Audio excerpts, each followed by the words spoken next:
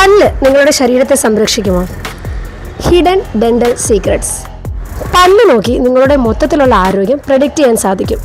എന്തിന്, പല്ല് നോക്കി നിങ്ങളുടെ ഹൃദയാരോഗ്യം വരെ നമുക്ക് പറയാൻ സാധിക്കും.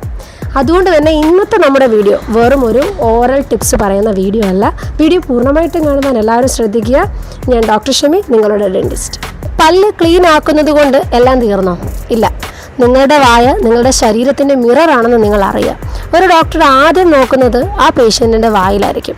നിങ്ങളുടെ ശരീരത്തിലുള്ള പല അസുഖങ്ങളുടെയും ഏർലി സൈൻസ് ആൻഡ് സിംറ്റംസ് നമുക്ക് കാണാൻ സാധിക്കുന്നത് നിങ്ങളുടെ വായ്ക്കുള്ളിലാണ്. ബ്ലീഡിംഗ് ഗംസ്, മോണയിൽ നിന്ന് രക്തസ്രാവം ഉണ്ടാകുമെന്ന് പറയുന്നത് പലപ്പോഴും ബ്രഷിങ് കൊണ്ട് മാത്രം ആകണമെന്നില്ല. ചിലപ്പോൾ അതൊരു ഡയബറ്റീസിൻ്റെ സൈനാവാം. അതുപോലെ തന്നെ ചില സാഹചര്യത്തിൽ നിങ്ങൾക്ക് നല്ല രീതിയിൽ പല്ലുകടി, രാത്രിയിൽ നല്ല പല്ലുകടി ഉണ്ട് അല്ലെങ്കിൽ ബ്രക്സിസം ഉണ്ട് എന്ന് കരുതുക. ഇത് വെറും ഒരു ഉറക്കത്തിലെ ശീലം മാത്രമല്ല, അത് ഇൻഡിക്കേറ്റ് ചെയ്യുന്നത് നിങ്ങൾക്ക് സ്ട്രെസ് ലെവൽ, നിങ്ങളുടെ മാനസിക സംഘർഷം വളരെ കൂടുതലാണ് എന്നുള്ളതാണ്. പിന്നെ കോമൺ ആയിട്ട് എല്ലാവരും പറയുന്നൊരു കംപ്ലൈൻ്റ് ആണല്ലോ വായ്പുണ്ണ്, അതായത് മൗത്ത് അൾസേഴ്സ്.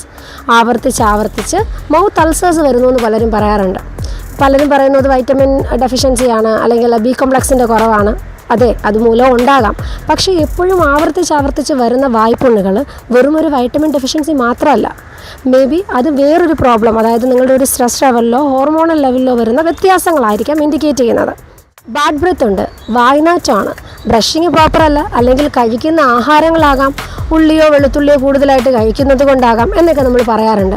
വായ്നാറ്റം എപ്പോഴും ഫുഡ് കൊണ്ടോ ബ്രഷിങ് കൊണ്ടോ ആവണമെന്നില്ല. വായ്നാറ്റം ചില സമയങ്ങളിൽ ഗട്ട് ആരോഗ്യത്തിൻ്റെ, നമ്മുടെ വയറിൻ്റെ ആരോഗ്യത്തിൻ്റെ ഇൻഡിക്കേറ്ററാണ്. എന്തെങ്കിലും ഗട്ട് ഇഷ്യൂസ് ഉണ്ട് അല്ലെങ്കിൽ ലിവറിന് എന്തെങ്കിലും പ്രശ്നമുണ്ട്, ഇത്തരം സാഹചര്യങ്ങളിലും നിങ്ങൾക്ക് വായ്നാറ്റം അനുഭവപ്പെടാം. പല്ലിനെ ബാധിക്കുന്ന ഒരു കേട്, അത് അൺട്രീറ്റ് ചെയ്ത് നമ്മൾ പ്രോപ്പറായിട്ട് കെയർ എടുത്തില്ല എന്ന് കരുതുക. ഈ കേടും ഇൻഫെക്ഷനും നിങ്ങളുടെ ബ്ലഡ് സ്ട്രീം വഴി രക്തത്തിലൂടെ നിങ്ങളുടെ ഹൃദയത്തിൽ എത്തിപ്പെടാം. മോണരോഗം പലപ്പോഴും ഹൃദയാഘാതങ്ങൾക്ക്, ഹാർട്ട് അറ്റാക്കിന് മെയിൻ കാരണമാണെന്ന് നിങ്ങൾക്കറിയാമോ? മാത്രമല്ല, പ്രഗ്നൻസി ടൈമിൽ നമ്മൾ ഓറൽ ഹൈജീൻ മെയിൻറ്റെയിൻ ചെയ്തില്ല എന്ന് കരുതുക.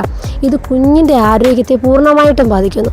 പ്രീമച്വർ ബേബീസ് അല്ലെങ്കിൽ അണ്ടർ വെയ്റ്റ് ആയിട്ടുള്ള ബേബീസ്, പിന്നെ മറ്റ് അംഗവൈകല്യങ്ങളോടുകൂടി ജനിക്കുന്ന ബേബീസ്, ഇതിനൊക്കെ കാരണമാകാറുണ്ട് നിങ്ങളുടെ ഓറൽ ഹെൽത്ത്. നമ്മൾ പറയുന്നത് ഇത്ര മാത്രമേ ഉള്ളൂ, ബ്രഷിങ് മാത്രം മതി, പല്ല് കുറച്ച് വെളുത്തിരുന്നാൽ മതി എന്നതുകൊണ്ട് എല്ലാം ആകുന്നില്ല.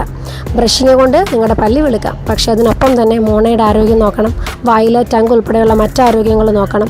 അതുകൊണ്ട് തന്നെ ബ്രഷിങ്ങിനോടൊപ്പം തന്നെ ഫ്ലോസിങ് ചെയ്യണം, ടങ്ക് ക്ലീൻ ചെയ്യണം. ഇതൊക്കെ നിങ്ങൾ ശ്രദ്ധിക്കേണ്ടതാണ്.